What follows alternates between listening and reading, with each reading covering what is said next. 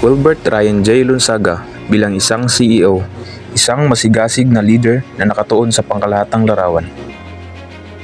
Jonalyn Matalubos bilang isang supply chain manager, isang eksperto sa logistiko, kalmado sa ilalim ng presyo. Stephanie Ann Lendero bilang isang operation manager, praktikal at nakatuon sa araw-araw na operasyon.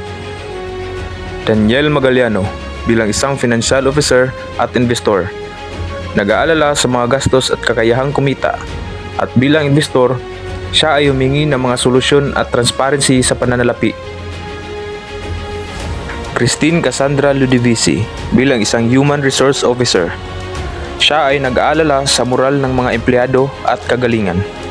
Joel Mantabote bilang isang supplier, isang bigong magsasaka ng palay na nakakaranas ng mga pagkaantala sa paghahatid. Eduardo Monteo bilang isang retailer, isang nag-aalalang may-ari ng tindahan na nakaharap sa mga walang laman na estante. Anne Flor Moneba bilang isang logistics expert, isang konsultant na nag-aalok ng payo sa pag-optimize ng supply chain.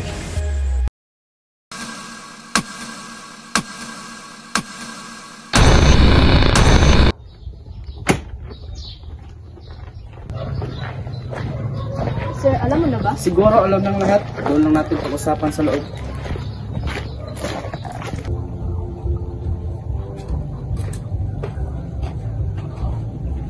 Good morning everyone. Good morning.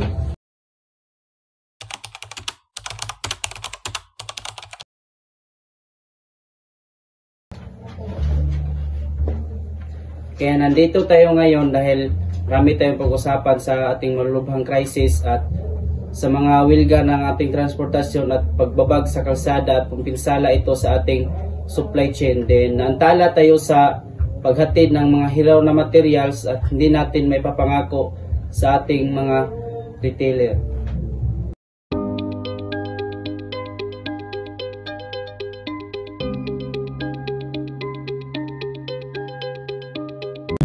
Pinag-aralan ko ang mga alternatibong suppliers at mga paraan ng transportasyon. Maaari nating galugarin ang mga lokal na magsasaka ng palay at gumamit ng mas maliit at mabilis ng mga kumpanya ng trucking. Maaari din tayong tumingin sa pagkikipagsosyo sa mga lokal na distributor upang maabot ang mga retailer ng mas mahusay.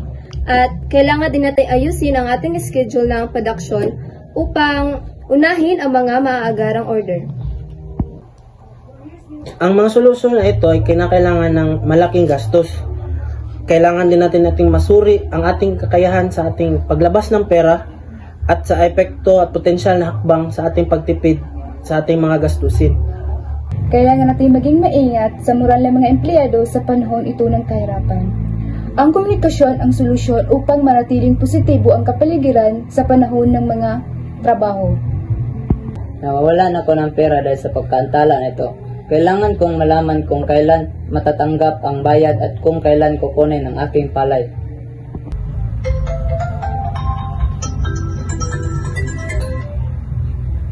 Sige, gagawan ko na lang ng paraan.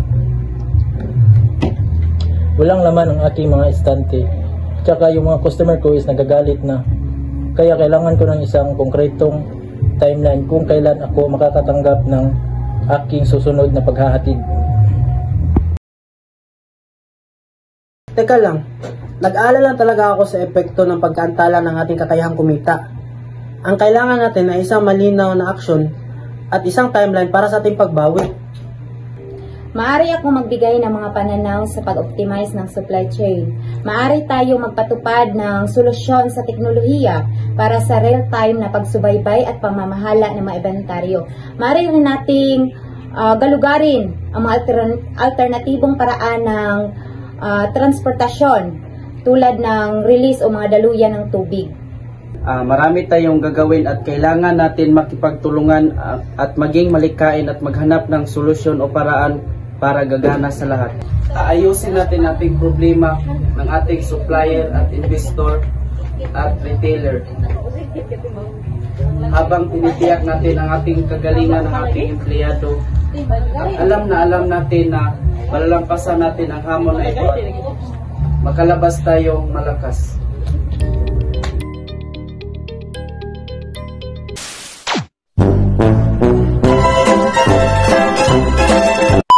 Go.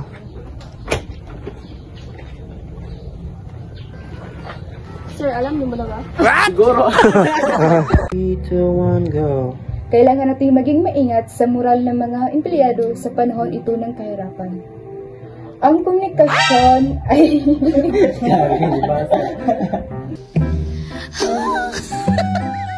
3, 2, 1, go. Nawawalan ako ng pera dahil sa pagkaantala na ito. Kailangan kong...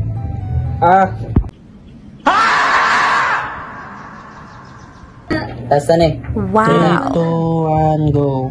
A few moments later. Kailangan kong malaman kung kailan makukuha ang matatanggap dito.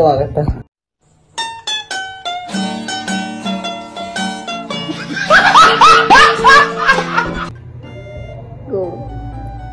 Teka lang, nag-alala lang talaga ako sa epekto ng pagkaantala ng kakayahan nating kumita. Ang kailangan natin ay isang aksyon at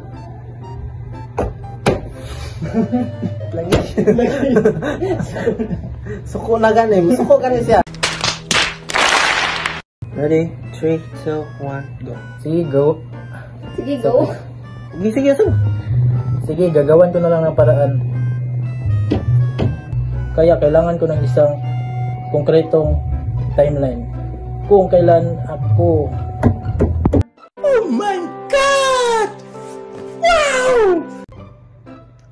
Teka lang, nag-aalala lang talaga ako sa epekto ng pagkaantala ng ating pagkikahang kumita ng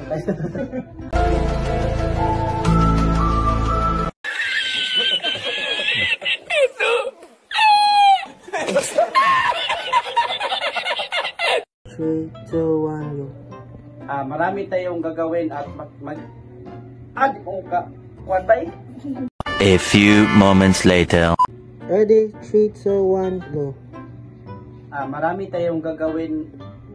Sisa. 3,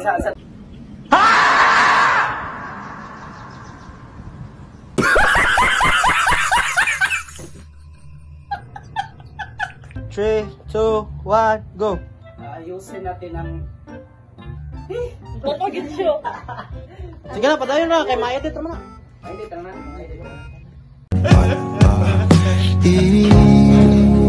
E